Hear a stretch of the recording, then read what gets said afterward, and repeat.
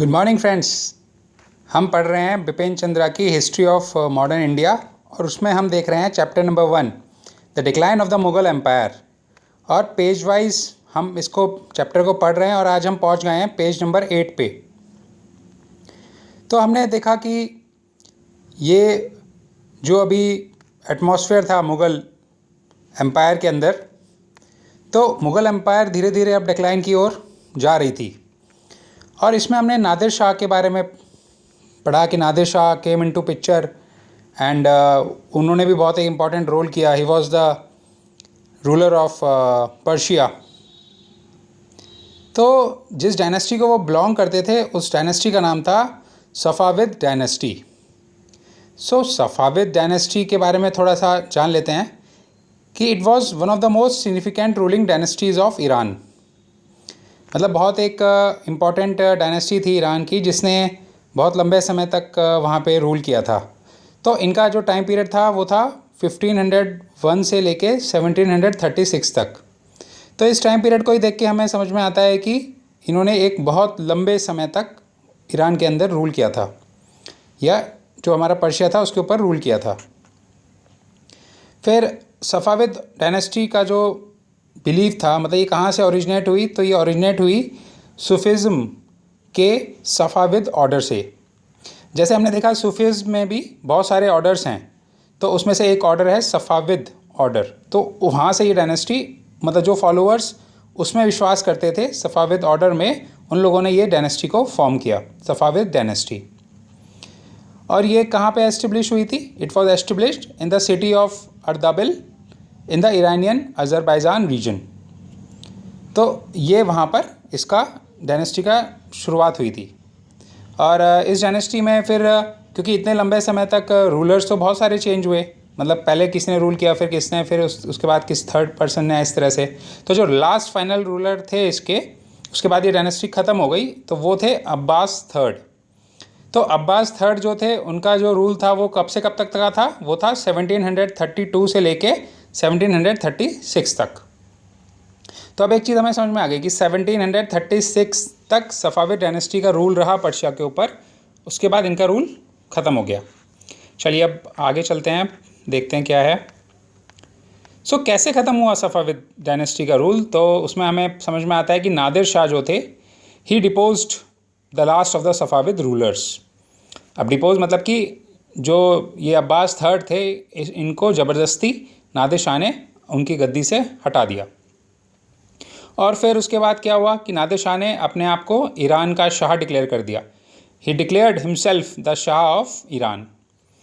और इसके कुछ सालों के बाद नादिर शाह ने जो कांधार था, जिसको कि पहले पर्शिया से छीन लिया गया था, उसको भी नादिर शाह ने दोबारा से रिकॉन्कर कर लिया, दोबारा से विजय प्राप्त कर ली कांधार के ऊपर भी। तो नादिर शाह बहुत प्रोमिनेंट रोल प्ले कर रहे हैं। फिर हमें ये समझ में आता है कि ठीक है, नादिर शाह ने ये सब किया, बट नादिर शाह ने इंडिया को इन्वेड क्यों किया? मतलब इंडिया ही ऐसा देश क्यों जिसको, मतलब कि नादिर शाह ने इसके ऊपर अटैक किया और इसको इन्वेड किया? तो अब इसमें 2-3 रीज़न्स हैं। तो ये जो आप डायग्राम देख रहे हैं, इससे हम समझेंगे कि जो ये, एक तो पहला चीज़ ये कि जो पर्शिया थी वो अब अलग अलग कंट्रीज़ के साथ कैंपेन कर रही थी, मतलब लड़ाइयाँ हो रही थी उसकी। तो जिसकी वजह से जो खजाना था पर्शिया के पास, ये जो पैसा था वो धीरे धीरे ख़त्म होने लगा। पैसा मतलब कि जो उनकी करेंसी थी वो धीरे धीरे ख़त्म होने लगी। तो जिससे कि पर्शिया के पास अपनी इकनॉमी को चलाने के लिए पैसा नहीं बचा और आगे किसी से लड़ने के लिए भी पैसा नहीं बचा। तो ये तो बड़ी गंभीर स्थिति हो गई। तो ये एक बहुत मुख्य कारण था नादिर शाह का इंडिया को इन्वेड करने के लिए। दूसरा कि अगर आपके पास आर्मी बहुत बड़ी होती है तो उसको मेंटेन करने के लिए भी तो खर्चा होता है, जिसे हम डिफेंस एक्सपेंडिचर कहते हैं।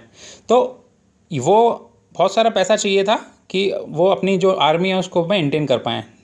तो उसकी ये सेकंड रीज़न बना। फिर तीसरा, जब मुग़ल एम्पायर डिक्लाइन हो रहा था तो ये एक विजिबल, मतलब ये साफ साफ दिखने लगा कि अब जो मुग़ल्स एक टाइम पे इतने पावरफुल किंगडम होती थी, इतने पावरफुल रूलर्स होते थे, वो उनका समय अब चला गया है और अब मुग़ल एम्पायर धीरे धीरे टूटने लगी है और अब इसके अंदर वीकनेस आ गई है। तो ये थर्ड रीज़न था। फिर चौथा रीज़न अगर हम बात करें तो नादिर शाह ने ये देखा कि भाई इंडिया के पास तो बहुत वेल्थ है, तो अगर हम इंडिया के ऊपर अटैक करते हैं तो हमें बहुत सारी वेल्थ मिल जाएगी, मतलब बहुत सारा पैसा मिल जाएगा, बहुत सारी चीज़ें मिल जाएंगी इंडिया से। तो ये चौथा रीज़न बना कि इन्होंने इंडिया के ऊपर इन्वेड किया, इंडिया के ऊपर अटैक किया। अब सवाल ये आता है कि नादिर शाह इंडिया के अंदर घुसे कैसे? नॉर्थ से घुसे, ईस्ट से घुसे, वेस्ट से घुसे, कहाँ से घुसे? साउथ से घुसे। तो ये घुसे, he entered Indian territory towards the end of 1738। 1738 में ये इंडिया के अंदर एंट्री की इन्होंने, और इनको कोई भी अपोजिशन नहीं मिला, मतलब किसी ने इनको अपोज ही नहीं किया, या कोई आर्मी उस तरह से या किसी रूलर ने इनको अपोज किया ही नहीं, उस तरह से कुछ था ही नहीं अपोजिशन, तो ये आराम से चले आए। फिर ये घुसे कहाँ से? नॉर्थ वेस्ट से घुसे, इंडिया का नॉर्थ वेस्ट हिस्से से ये घुसे। और क्यों हमने देखा है अब तक कि कोई एक तरह से डिफेंस नहीं था कि भाई नॉर्थ वेस्ट हमारा सिक्योर रीजन है तो हम वहाँ से अपनी मतलब फोर्सेस रखें, तो मतलब किसी को अंदेशा नहीं था कि ऐसे भी अटैक हो सकता है। तो एक तरह से डिफेंस वहाँ का हमेशा नेगलेक्ट किया गया, ध्यान नहीं दिया गया, जिसकी वजह से वो बहुत आसानी हुई उनको घुसने में नॉर्थ वेस्ट से।